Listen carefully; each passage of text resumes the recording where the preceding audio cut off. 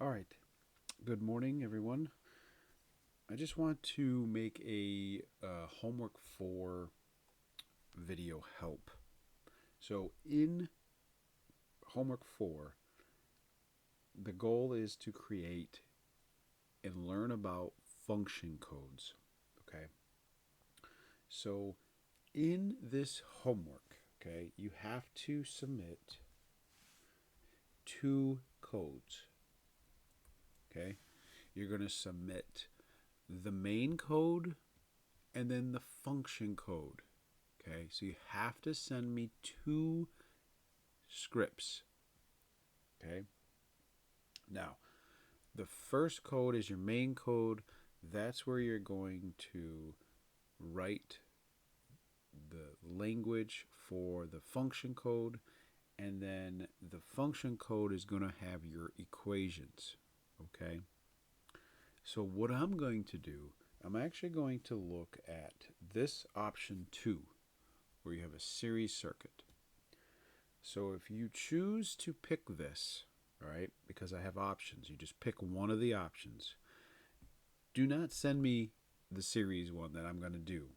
I want you to do the parallel circuit, but with 3 resistors, okay? So write the parallel circuit with 3 resistors. That is only if you pick this option. There are other options. So this one's dynamics, this one's strengths, and then down here, fluid mechanics. Okay? If I were you, do the parallel circuit or do option 1 like physics or dynamics. Okay? Now, let's look at this. So, here you have what they call a series circuit. You have a voltage source right here, and then you have 2 resistors that are in series. First off, where do you ever see this? Well, this is the exact setup you would see in a temperature sensor circuit. Okay, so an RTD or a thermistor, and I will put a link or in this video about temperature sensors, okay, which goes through this circuit analysis. So look for that. But in reality, this R2 could be your temperature sensor, RT, okay? And then R1 is a fixed resistor, okay, at some ohms. So this is an applied circuit that you can use, and you can create a function code that can find the current going through here, okay, and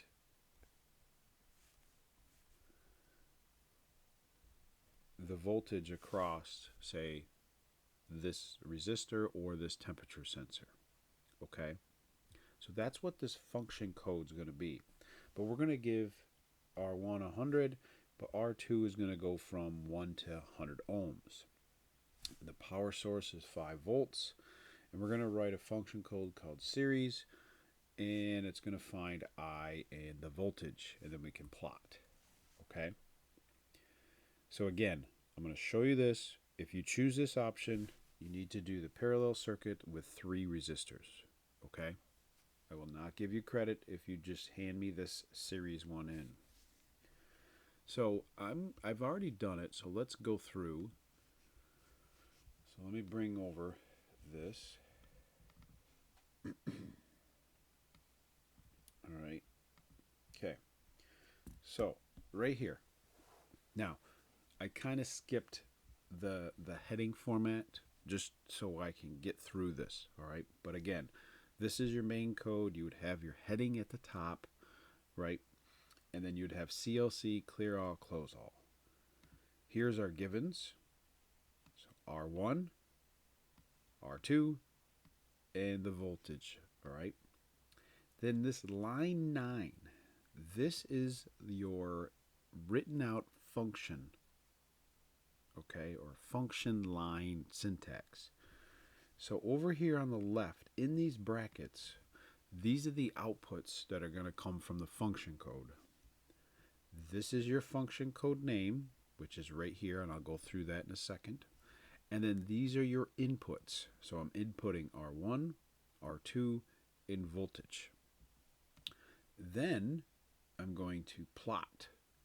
Okay, so the plot can go in your main code. Now let's jump to the function code, and it has to be called this. All right, because it's jumping, it's going to jump this, it's going to get to this line and it's going to jump to this code. Boom, it's going to go into this code. So you write function, these are the outputs, these are on the left of the equal sign. This is your function name, which should be the same, and then these are the inputs in the correct order. Okay, so R1, R2, VS has to be in that same order. Okay, otherwise one value is going to be the other. Okay, then inside, in between your function and your end function commands, these are your equations that you're going to use. Okay, so the current in this case is the voltage over the total resistance, and your voltage across the fixed resistor is just the current times the fixed resistor value, or not the fixed resistor, but the resistance value. Okay, again, inputs on the right of the equal sign, these are over here. Outputs are on the left of the equal sign, and they're on the left. Now, what is the purpose of the function code? It serves two purposes. First one is it shortens your main code, so you don't have to put the equations. Like, there's no equations in here. Okay, now this is a very simple function code to get the idea. But trust me, there's going to be times where you're going to program in advanced programming or advanced classes. You have 100 lines of code. You want to shrink that down as small as possible. Okay. The second thing is, now that you have these fundamental equations in here, you could just quickly copy and paste these lines to get the values really quick. Okay? Instead of copy and pasting these equations, making it longer, it's quick and easy and done with. Okay?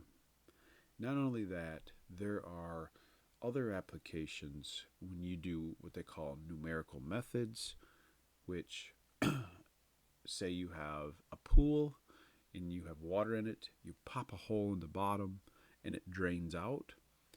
There's a numerical method, and I'll link that here too so you can see it, to be able to solve for how long it's going to take to drain the tank. And there is a way to do this more efficiently with a function code. Okay, so I would say right now, as long as you understand you need two codes, the function code where you write your syntax, then you plot, your function code which has the equations on it. Okay, so again, this is your function code. You have your givens, you write your syntax, you have your inputs, you have your outputs, then you plot. All right, and again, this is going from line 1 to 9, and then 11, 12. But in line 9, it jumps to this function code, or this code, where it reads the outputs, it reads the inputs, and then these are your equations. Okay, and then once it's done reading these, it jumps back, and then these are your outputs, then you can plot. Okay, so I hope this helps. If you have any other additional questions, please let me know. Thank you, and have a good day.